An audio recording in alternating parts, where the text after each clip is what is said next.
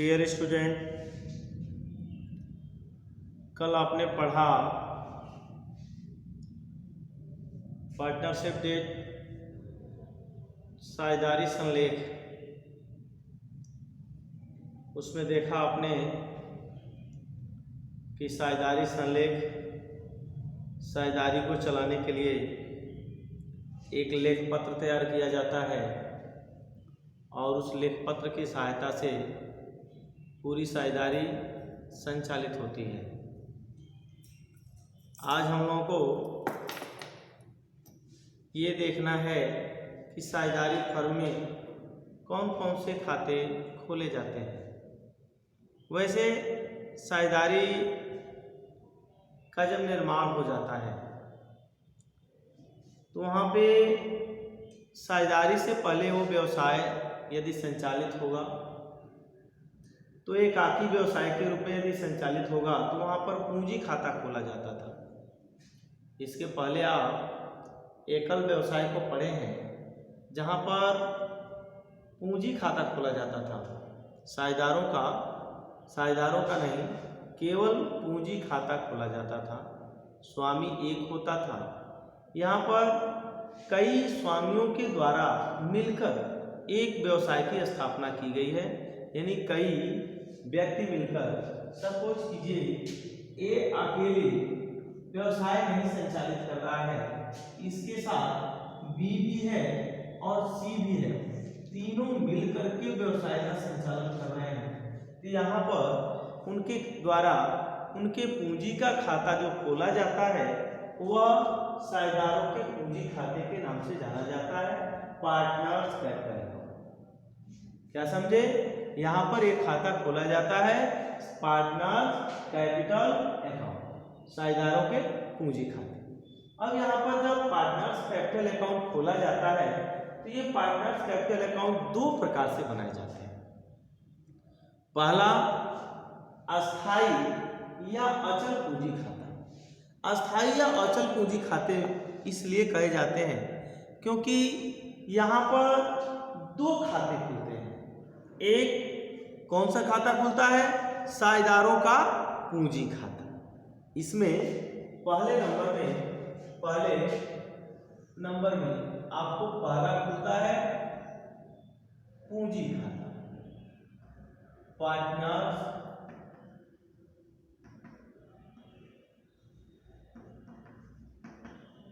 Capital account. कौन सा खाता खुलता है? Partners capital account. इसमें पूंजी प्रायः स्थिर होती है। इस खाते में पूंजी क्या होती है? स्थिर होती है। यहाँ पर केवल पूंजी लाने और निकालने का ही लेखा हम करते हैं। यहाँ पर पार्टनर्स कैपिटल अकाउंट का एक नमूना बना के देख लेते हैं। ये है पार्टनर्स कैपिटल अकाउंट। मान लीजिए, सपोज कीजिए, तीन साझेदार हैं, ए, बी और सी। ये हो गए डेबिट साइड।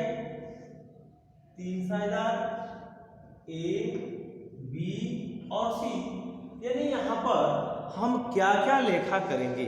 तो सबसे पहले हम जो पूंजी इनकी होगी पुरानी पूंजी बाई बैलेंस बीडी। सपोज कीजिए जो भी इनकी पूंजी होगी वो हम यहाँ मेंशन कर देंगे। सपोज कीजिए 20,000, 20,000, 20,000, 20,000, 30,000, 10,000, जो भी हो, इनकी पूंजी हम यहाँ मेंशन कर देते हैं।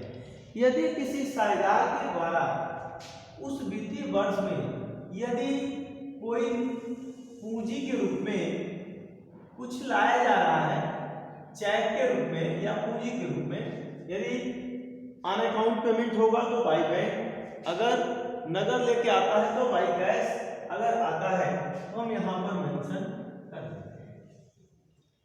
कैश का मेंशन, बैंक का मेंशन यहाँ पर कर लेते हैं। यह कब करते हैं? जब कोई साझेदार या सभी साझेदार अपनी पूंजी बढ़ाना चाहते हैं और पूंजी लाते हैं तो यहाँ पर उसका हम लेखा कर देते हैं। इसके अलावे यदि किसी साझेदार के द्वारा यदि कुछ कैश यानी पूंजी ले जाई जाती है यहाँ पर टू कैश बैंक अकाउंट कर देते हैं। यानी ये कह सकते हैं कि यहाँ पर अगर कैश लाई नहीं गई, निकाली नहीं गई, तो चूंकि यहाँ पर पूंजी प्रत्येक वर्ष के अंत में शेष समान शेष प्रकट करती है, समान शेष प्रकट करती है, इसलिए इसे हम स्थिर पूंजी खाता, यही कारण है यह अस्थायी या स्थिर पूंजी खाता इसी कारण कहते हैं।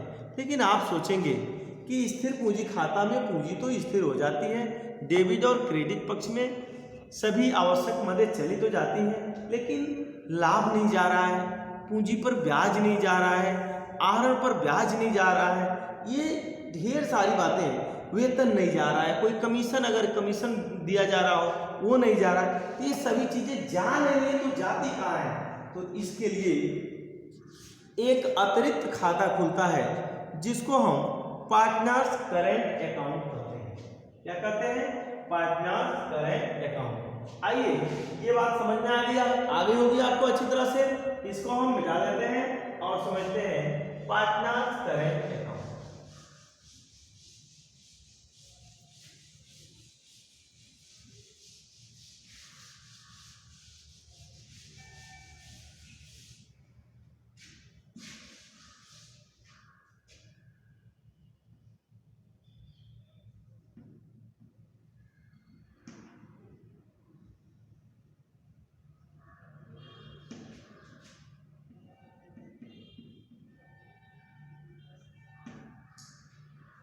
प्रोसेस सेम है, 3 साझेदार हैं, ए, बी और सी, वही चीज सेम यहां भी है, ए, बी और सी। देखिए वहां पर 2 खाते खोले जाते हैं, एक आपको बताया गया पार्टनर्स कैपिटल अकाउंट और दूसरा फिर बताया जा रहा है partners current account. Partners capital account में आपको बताया गया कि कौन कौन से मद हैं वो जाते हैं। अब आइए यहां पर समझते हैं, यहां पर भी हमारा कोई बैलेंस बीडी यदि है तो, यदि डेबिट शेष है तो बैलेंस बीडी, अगर डेबिट है तो डेबिट, क्रेडिट है तो क्रेडिट, है तो रहेगा, नहीं है तो नहीं रहेगा। इसके बाद से क्रेडिट में देखते हैं, इसके बाद से क्रेडिट में यदि पूंजी पर ब्याज की व्यवस्था, देखिए साझेदारी संलेख में यदि पूंजी पर ब्याज की व्यवस्था है, साझेदारी संलेख में यदि पूंजी पर ब्याज की व्यवस्था है तो हम क्या करते हैं? बाय इंटरेस्ट ऑन कैपिटल,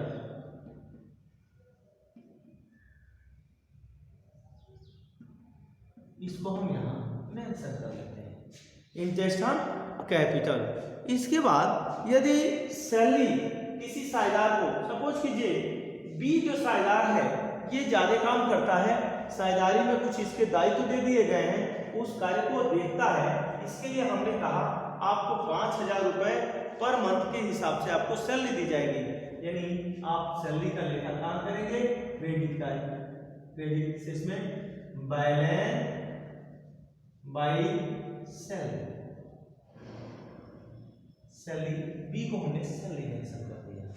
इसके अलावे अगर किसी को कोई कमीशन दिया जाता है तो कमीशन का भी लेखा हो जाता है बाई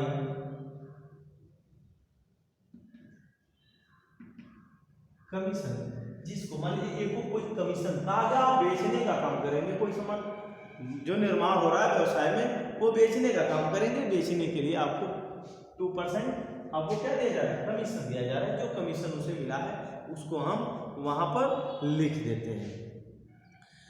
इसके बाद डेबिट साइड में आइए, अगर आहरण हुआ है तो 2 ड्राइंग्स,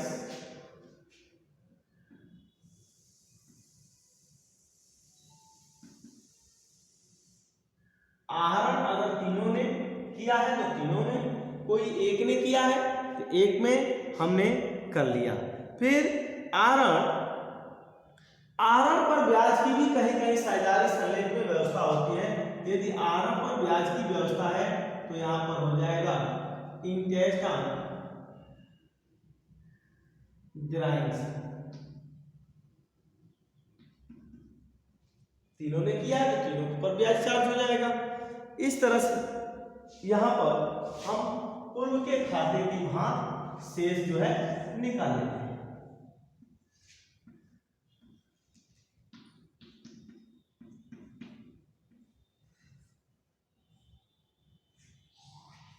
पूर्व की भांति यहाँ पर जो है शेष हम निकाल लेते हैं। तो इस तरह से आपने देखा कि सबसे पहले अस्थायी या अचल पूंजी खाता कैसे बनाया जाता है, और इस खाते में दो प्रकार के खाते आते हैं। इसके अनुसार यदि पूंजी खाता बना अस्थायी पूंजी खाते के हिसाब से तो दो खाते बनकर सामने आते हैं। दो खाते बनाने होंगे। पहला हमें क्या करना होगा, चालू पूंजी खाता यानी पार्टनर्स कैपिटल अकाउंट खोलना होगा, और दूसरा हमें खोलना होगा क्या, पार्टनर्स करेंट अकाउंट। अब आइए हम देखते हैं ये दूसरा परिवर्तनशील या चल पूंजी खाता।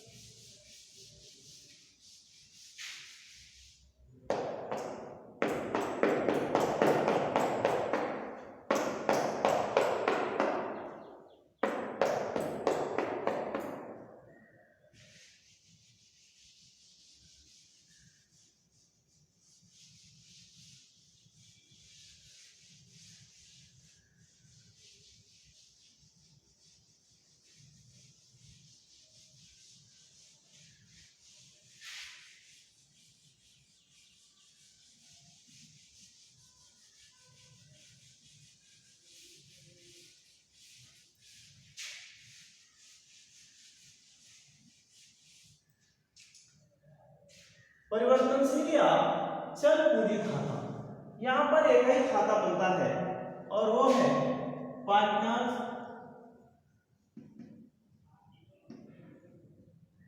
Capital account. Partners capital account same है CPA CBA ABC और C। ठीक है, ये था आपका साझेदारों के पूंजी खाते।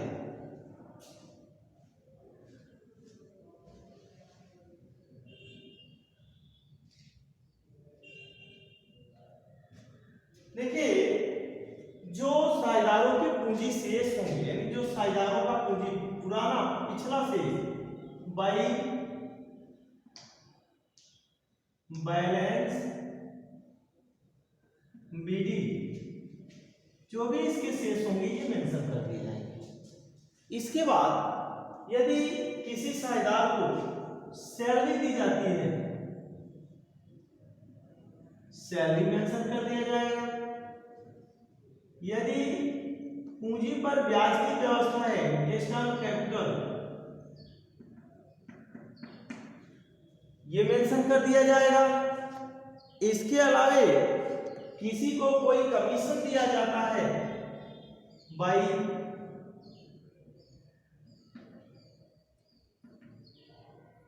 कमीशन दिया गया है तो कमीशन भी मेंशन कर दिया गया। इसके अलावे यदि किसी को कोई लाभ का भाग दिया जा रहा है यानी बाई लाभ जो कमाए हैं इनको मिला है, profit and loss appropriation account, ये उनको बांट दिया गया। ये सभी चीजें ऐसे ही बांट दी जाती हैं।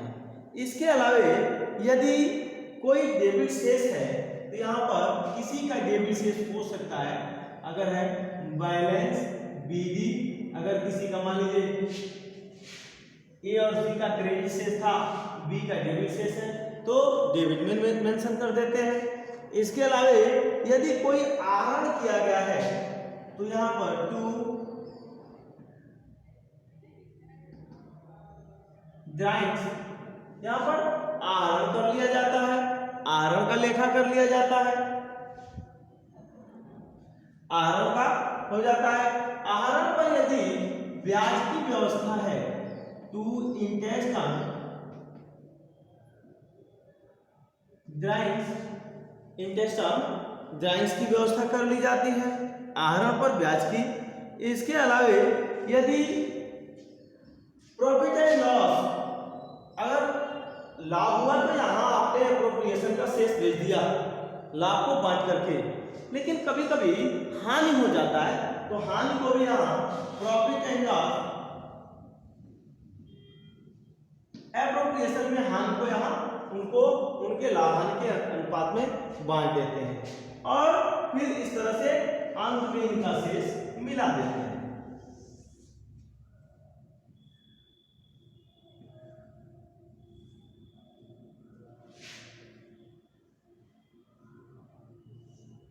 अंत में जब शेष मिलाते हैं तो क्रेडिट पहले ऐड कर लेते हैं, डेबिट जो है घटा लेते हैं और यहाँ पर हम इनका शेष बैलेंस बीडी सीडी, यहाँ पर क्या लिखते हैं बैलेंस। यही शेष है जो ट्रांसफर करके यहाँ लाया जाएगा अगले बार बाय बैलेंस बीडी, और यदि इधर ना आकर के शेष इधर आ गया तो यही शेष है यहाँ पर टू बैलेंस बीडी के नाम से शो करना है। तो इस तरह से आप देखेंगे यहाँ पर जो इनकी पूंजी है वर्ष के प्रारंभ में, वो वर्ष के अंत में इनकी पूंजी वो नहीं रहेगी, यानी पूंजी जो है बदलती जाएगी, बदलती रहेगी, घटती बढ़ती रहेगी। इसलिए इसे हम घटते बढ़ते पूंजी के कारण, पूंजी में परिवर्तन होने के कारण इसे हम परिवर्तनशील या चल पूंजी खाता के नाम से जानते हैं। और अस्थायी या अचल पूंजी खाते में पूंजी सदैव अस्थायी रहती है कुछ परिस्थितियों को छोड़कर, और शेष जो है उसमें दो खाते बनते हैं, इसीलिए यहाँ पर पूंजी अस्थायी रहती है, इसलिए हम इसे अस्थायी पूंजी खाता और इसे परिवर्तनशील पूंजी खाता हम कहते हैं। ठीक है, इसके बाद एक और खाता बनता है और उस खाते का नाम है लाभ हानि विनियोजन खाता। इस पर हम कल चर्चा करेंगे और इसके अलावा इसके आगे